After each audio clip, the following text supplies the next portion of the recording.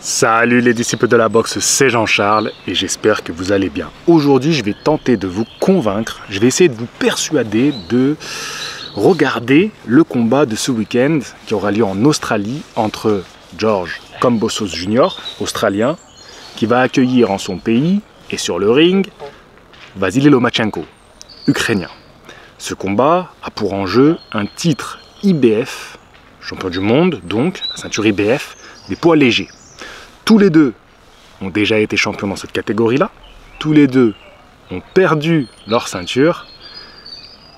Et tous les deux veulent redevenir champions du monde. La différence entre les deux, c'est qu'on a George Kambosos Jr qui a 30 ans. Donc on considère un sportif qui a 30 ans comme étant à son apogée physique, voilà, son prime.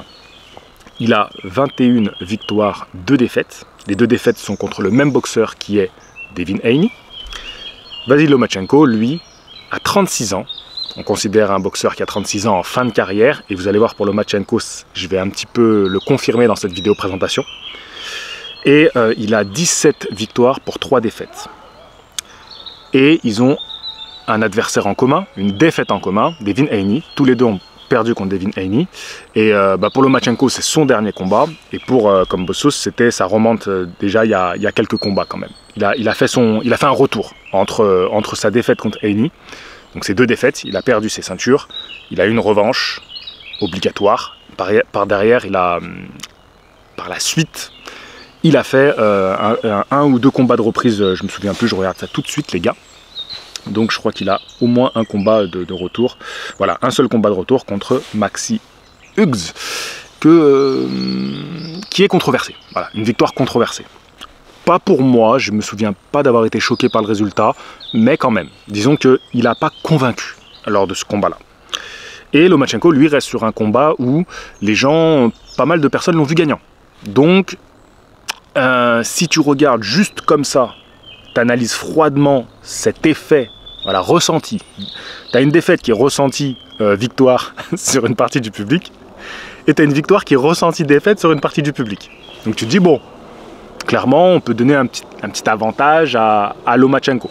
En sachant que les défaites de Kambosos contre Haney, elles sont nettes. Elles sont nettes. J'ai vu personne venir dire, non, Kambosos, quand même, je leur ai donné la victoire. Non, elles sont nettes. Maintenant, ce combat-là, il a un enjeu hyper important pour moi, et je pense que c'est l'un des combats les plus importants de ce début d'année. Parlons de Vasily Lomachenko. Vasily Lomachenko, je vous ai dit, il a 36 ans pour seulement une vingtaine de combats professionnels, 17 victoires, 3 défaites. Donc quand tu regardes ces chiffres, ils n'ont rien d'impressionnant. Voilà, ils n'ont rien d'impressionnant, et tu dis, ouais, bon, est-ce que vraiment je dois m'attarder sur ce combattant-là? Et pourtant, ce combattant-là, dans ma vidéo les boxeurs qui ont marqué la décennie, donc en 2020 je fais une vidéo pour revenir sur la décennie et les combattants qui ont marqué cette décennie, j'en arrive à conclure que Lomachenko est très certainement le boxeur qui aura le plus marqué cette décennie. Lomachenko, pour commencer, il faut parler de son parcours exceptionnel en boxe olympique, anciennement appelé boxe amateur. Sans vous parler des multi-titres qu'il va remporter mondialement ou même sur le continent européen, il a remporté 2 médailles d'or au JO. 2 médailles d'or au JO, ça veut dire que tu as 4 ans d'attente entre chaque Olympiade. C'est des sacrifices, donc disons quand même 8 ans, voilà. Même si bon, il a commencé quelques années avant la première Olympiade, ensuite il faut attendre 4 ans pour la seconde. Donc c'est des années que tu sacrifies, où tu restes en boxe amateur, avec le risque de louper sur un seul combat la qualification pour les JO et de te faire virer du tournoi sur un seul combat des JO. Et ça, c'est terrible pour un combattant. Et il y en a qui décident quand même, malgré tout, de repousser pour aller chercher ce titre. Lui, par 2 fois, il va le remporter. 2008 à Pékin, 2012 à Londres. Et suite à ça, il va devenir boxeur professionnel. Lomachenko, c'est un parcours exceptionnel. Lomachenko, c'est une course. C'est une course parce que il faut savoir que Lomachenko voulait tout de suite avoir une chance mondiale dès son premier combat professionnel. Il ne pourra pas l'obtenir. Il l'aura au 2e combat, qu'il va perdre contre Salido. Sale combat. Lomachenko, sur tous ses combats, il faut savoir qu'il n'y en a que 4 qui ne sont pas pour un titre mondial. Un vrai titre mondial, une des 4 ceintures majeures. Sur ces 4 combats, il y en a 2 qui sont quand même pour des titres intercontinentaux. Donc quand même une ceinture mineure. Et les 2 derniers sont après sa défaite contre Lopez en 2020. Et donc ce sont des combats contre des adversaires classés top 10 mondiaux. Donc gros enjeu pour tout de suite se remettre dans la course au titre et redevenir challenger. Se replacer en tant que challenger au titre. Et donc d'ailleurs il aura une nouvelle chance mondiale. Tout ça pour te dire que Lomachenko n'a jamais dans sa carrière professionnelle un combat contre un adversaire qu'on pourrait qualifier aujourd'hui de Monsieur Seguin. Voilà. Il n'y a aucun adversaire de, tu vois, Monsieur Seguin, la chèvre de Monsieur Seguin. Voilà. Il n'y a aucun adversaire Monsieur Seguin. C'est que des adversaires très bien classés mondialement et avec des enjeux dans ce combat-là. Il n'a jamais eu un combat pour construire sa carrière. Jamais de toute sa carrière professionnelle. Donc même si il a peu de combats, c'est que des combats 5 étoiles. Voilà. Bon, 5 étoiles, j'abuse peut-être un peu. Au moins 3 étoiles. Et la plupart, c'est des 5 étoiles. C'est pour ça que cette carrière, elle est exceptionnelle. Malheureusement pour lui, elle est entachée de beaucoup de choses. Défaite dès sa première chance mondiale contre Salido. Par la suite, il a une période exceptionnelle avec 2015, 2016, 2017. Il est combattant de l'année 2017 ou 2018, je ne sais plus. Mais voilà, il va être élu combattant de l'année par Ring. Run exceptionnel. Et puis, ça va s'arrêter avec Lopez. Hein. Donc, il va faire les plumes, les super plumes, les légers. Et aujourd'hui, il est chez les légers depuis 2017. C'est en 2017 qu'il est monté chez les légers. Donc, toutes les personnes qui me disent « Ouais, ils doivent redescendre », ça fait trop longtemps qu'il est chez les légers, là. Les gars. Le problème de Lomachenko, c'est que il arrive dans une catégorie des légers où il aurait dû asseoir son nom et faire l'unification totale, parce qu'il arrive dans une ère où l'unification totale est de plus en plus abordable pour les boxeurs, parce que les fédérations ont enfin compris que c'était intéressant pour faire briller la boxe, et qu'ils avaient tout à y gagner à faire des unifications totales. Mais dans cette ère d'unification totale, c'est le moment de sa carrière où il est chez les légers, donc il arrive en fin de carrière, et malheureusement il arrive dans une génération un peu dorée, avec des noms plus brillants les uns que les autres, qui sont en pleine force de l'âge. La boxe, elle a changé, et lui, il a un peu du mal à s'adapter là-dedans.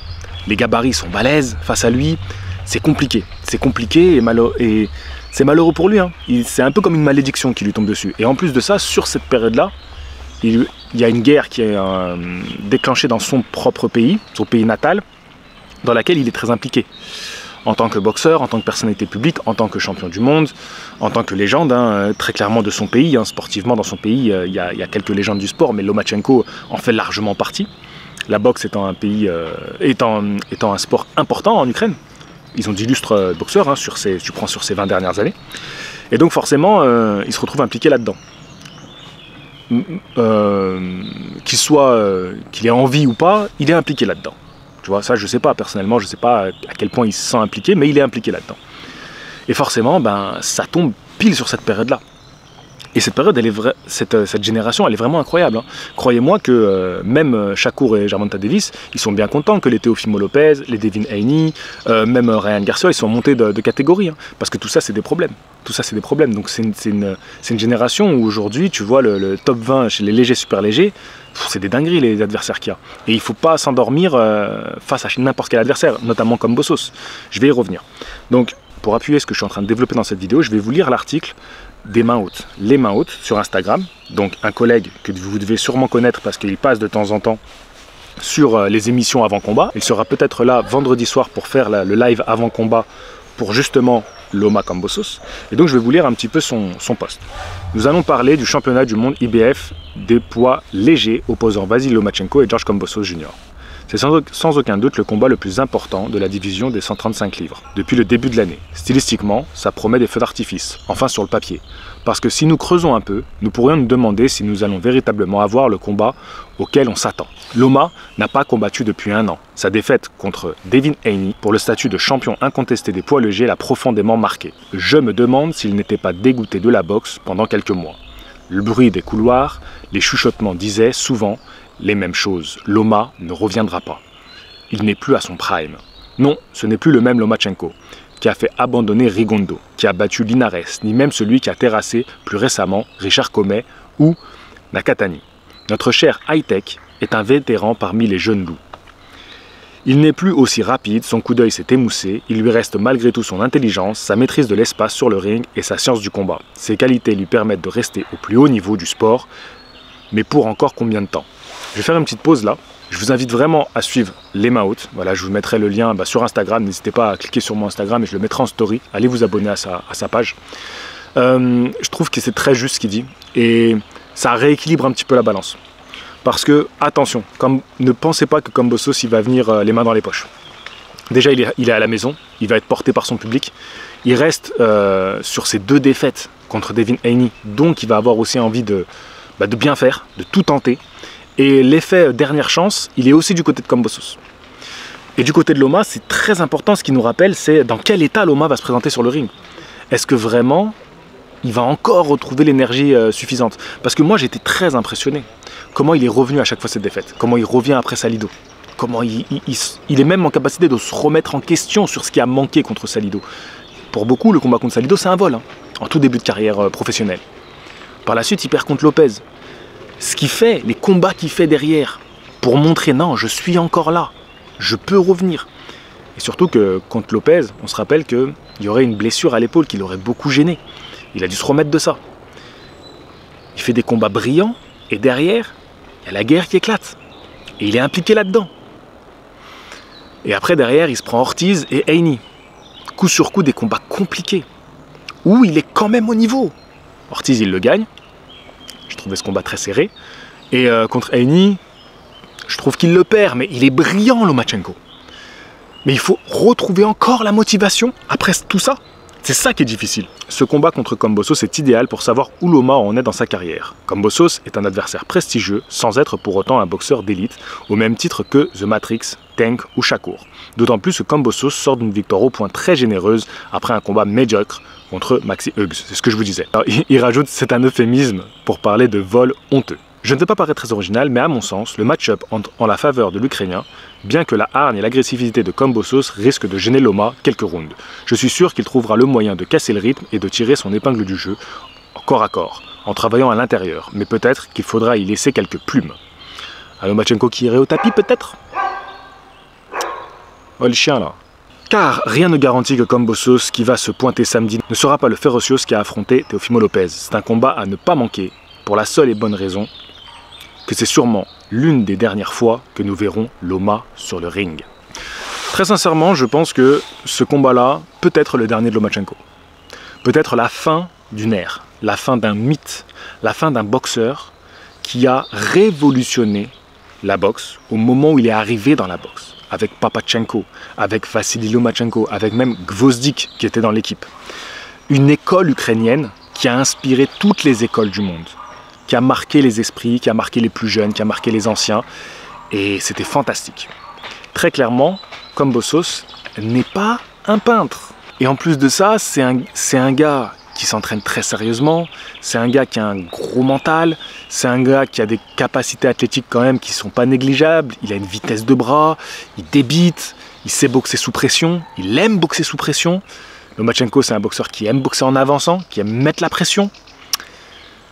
Pour moi, c'est presque un profil qui pourrait être un profil piège pour Lomachenko. C'est pas le meilleur profil. Maintenant, l'expérience, les qualités, l'intelligence sont toutes en la faveur de Lomachenko. Il a tous les avantages et c'est un tel génie qu'on a du mal à croire qu'il pourrait perdre contre Kambosos, qui est un très bon boxeur, mais dans une génération où ils sont presque tous meilleurs que lui. Mais pour moi, il y a quelque chose qui peut faire pencher la balance en la faveur de Kambosos, c'est le physique. La boxe de Lomachenko est une boxe qui demande d'être au top physiquement. Tu ne peux pas te permettre d'avoir le moins de soucis, le moins de pépins physiques. C'est une boxe qui déjà au niveau cérébral demande d'être tout le temps hyper focus, qui demande d'avoir des jambes de feu, qui demande d'avoir une réactivité incroyable. Bref, c'est pas de la boxe, c'est de la danse. Et une danse, c'est une chorégraphie millimétrée où tu n'as pas droit à la moindre erreur. Si tu chutes, tu fais foirer tout le spectacle. C'est ça la danse. Et Lomachenko, c'est de ce niveau-là. C'est un ballet, tu vois. C'est un ballet où... Sauf qu'à lui tout seul, il incarne toutes les danseuses du ballet, tu vois. Tout le monde, en un seul mec. Donc j'imagine qu'il n'a pas droit à la moindre erreur. Donc c'est ça qui me fait un peu peur. Et donc en plus de ça, est-ce qu'il sera vraiment au top mentalement? tu vois, pour ce combat-là? J'ai envie de dire oui. J'ai envie de dire oui, j'ai envie de dire que mentalement, il y sera, qu'il va tout donner. Mais est-ce que physiquement, ça va tenir? C'est un peu la peur que j'ai. Et est-ce que Kambosos, il va pas miser sur cette carte-là? D'essayer de briser physiquement Loma. De se dire, de toute façon, je vais perdre des rounds. Même à sacrifier, tu vois, je me dis, là, je me projette un tout petit peu dans la partie prono. Je développerai avec mes collègues vendredi soir. Mais je me lance un tout petit peu dans la partie prono. Je me dis, est-ce que du côté de Kambosos, je miserai pas sur, mec, tu vas perdre les 6 premiers rounds. Et à la fin, tu vas tout faire pour le briser. Parce qu'il est brisable aujourd'hui. J'ai 30 piges, il en a 36. Il a un parcours où il a laissé des plumes et des plumes et des plumes. Il est aussi émoussé moralement, tu vois. Donc moi, je miserais sur cette carte-là. Parce que je ne veux pas chercher à gagner des rounds au point contre Loma. Donc je pense que clairement, la stratégie, c'est de l'arrêter avant la limite. Voilà.